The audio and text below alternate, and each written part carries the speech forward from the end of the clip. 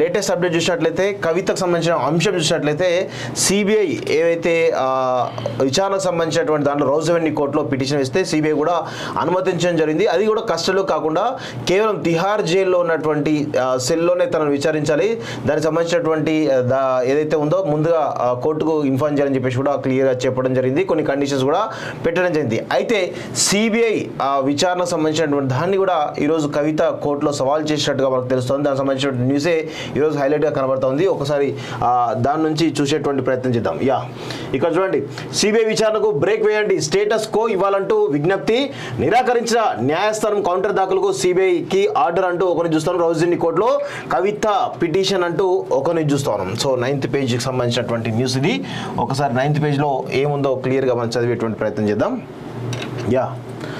CBI విచారణకు break వేయండి, Rouse Avenue కోర్టులో కవిత పిటిషన్, స్టేటస్ కో ఇవ్వాలంటూ విజ్ఞప్తి, నిరాకరించిన న్యాయస్థానం కౌంటర్ దాఖలకు సిబిఐ ఆర్డర్ అంటూ ఒకరిని చూస్తాం. అంటే ఆమె కవిత సిబిఐ కోర్టులో రౌజ్ అవెన్యూ కోర్టులో పిటిషన్ వేస్తే దానికి కౌంటర్ సంబంధించినటువంటి ఎవరైతే అడ్వకేట్ జనరల్ ఇస్తున్నారో వాళ్ళు కౌంటర్ అని చెప్పేసి కూడా సిబిఐకి ఆర్డర్ జారీ చేయడం జరిగింది. సో దానికి సంబంధించి మేబీ రేపో ఎల్లుండో దాని మీద మేబీ ఇవాళ అయితే సండే కాబట్టి ఎలాంటి కోర్టు హాలిడే కాబట్టి మండే ఆర్ ట్యూస్డే వాదనలు ఉండే అవకాశం అయితే కనబడతా ఉంది. ఢిల్లీ లిక్కర్ స్కామ్ కేసులో తిహార్ జైల్లో ఉన్న ఎమ్మెల్సీ కల్వకుంట్ల కవితను ప్రశ్నించడానికి సిబిఐ రెడీ కావడాన్ని తప్పుపడుతూ రౌజ్ అవెన్యూ కోర్టులో పిటిషన్ దాఖలైంది. కవిత తరపు న్యాయవాది నితీష్ రాణా జైల్లో ప్రశ్నించేందుకు సిబిఐ అధికారులకు కోర్టు అనుమతి ఇవ్వడాన్ని అదే రౌజ్ అవెన్యూ కోర్టులో సవాల్ చేశారు. కోర్టులో సిబిఐ దాఖలు చేసిన దరఖాస్తును తనకు ఇవ్వలేదని ఆమె తరపున ఆ పిటిషన్లో ప్రస్తావించారు. అనుమతి ఇవ్వద్దని, స్టేటస్ కో ఇవ్వాలని స్పెషల్ జడ్జి కావేరి బవేజాకు విజ్ఞప్తి చేశారు. ఈ పిటిషన్పై విచారణ చేపట్టాలని కోరారు. కానీ అందుకు ఆ స్పెషల్ జడ్జి నిరాకరించారు. సిబిఐ అధికారులకు ఇచ్చిన అనుమతి విషయమై పునరాలోచన లేదని స్పష్టత ఇచ్చి ఈ పిటిషన్పై విచారణ ఎప్పుడు జరిపేది తెలియజేస్తున్నారు. 8వ మధ్యంతర బెయిల్పై ఉత్తర్వులు అంటూ ఒకరిని చూస్తాను. సో 8వ తారీఖున బెయిల్ అంటా ఉన్నాం కదా. కానీ విషయం ఏంటంటే సిబిఐ ఆల్రెడీ విచారణకు సంబంధించిన దానిలో రౌజ్ అవెన్యూ కోర్టు పర్మిషన్ ఇవ్వడంతో ఆమె బెయిల్ ఖచ్చితంగా రాకపోవడానికి అవకాశాలు ఎక్కువ ఉన్నాయి. ఖచ్చితంగా ఈ ఎన్నికలు అయిపోయే వరకైతే ఆమె జైల్లో ఉండే అవకాశం అయితే బలంగా కనబడతా ఉంది. వాస్తవంగా కోర్టు సంతృప్తి చెందేలా సమాధానం ఇవ్వండి, కవిత దాఖలు చేసిన పిటిషన్పై అభిప్రాయాన్ని తెలియజేయండి, సిబిఐ అధికారులను స్పెషల్ జడ్జి ఆదేశించారు.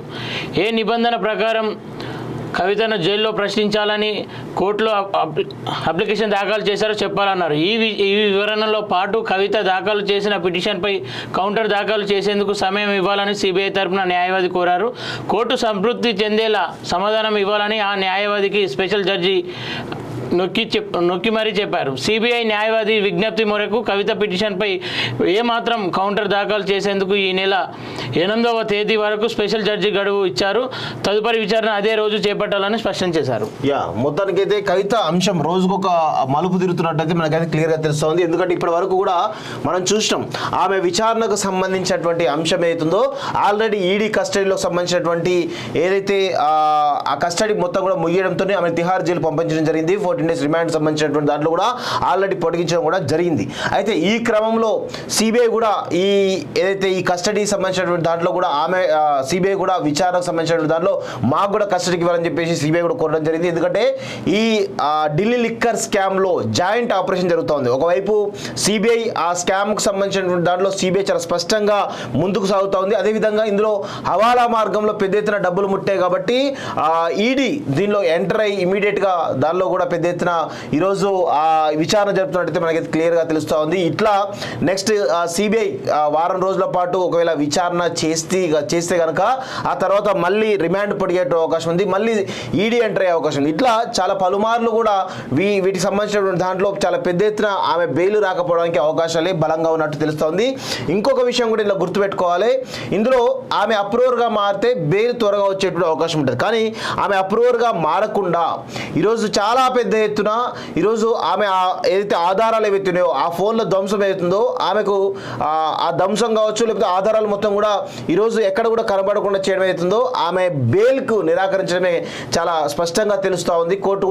కోర్టు కూడా ఈ ఏదైతే ఈడీకి సంబంధించినటువంటి అడ్వకేట్స్ కానీ లేదంటే సిబిఐకి సంబంధించిన అడ్వకేట్స్ కానీ ఆ కోణంలోనే ఎక్కువగా ఈరోజు ఆర్గ్యుమెంట్ చేసేటువంటి అవకాశం అయితే బలంగా ఉన్నట్టు మనకైతే తెలుస్తూ ఉంది.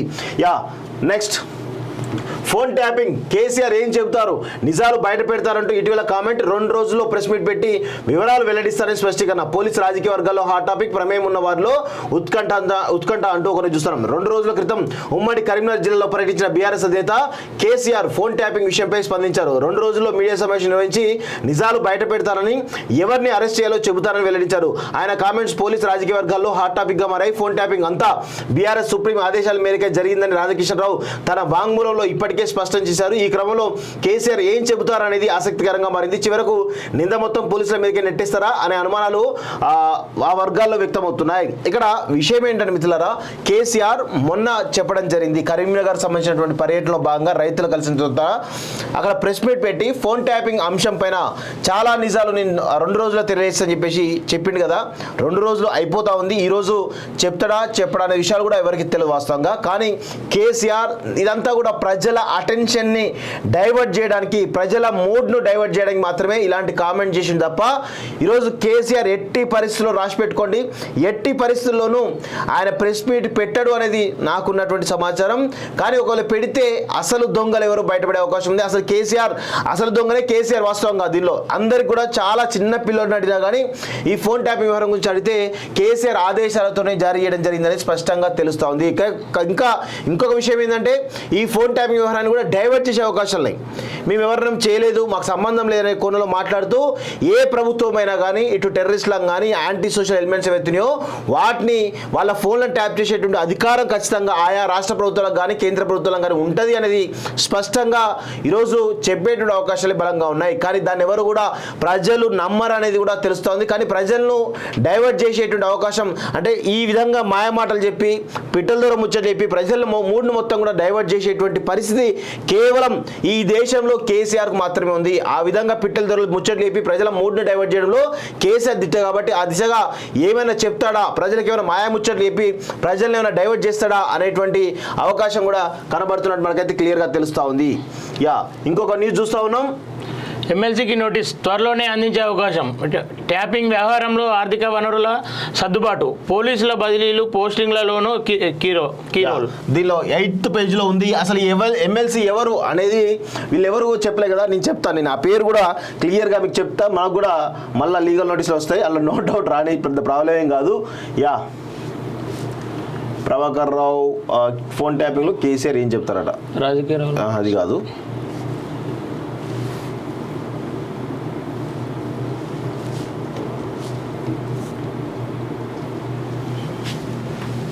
పైకి రండి సార్, ఫస్ట్ ఏ పేజ్లో ఉంది అసలు, పైకి ఫస్ట్ పేజ్.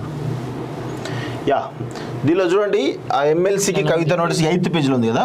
సో 8th పేజ్లో చూసినట్లయితే ఒకసారి క్లియర్గా చూద్దాం. ఒక నిమిషం.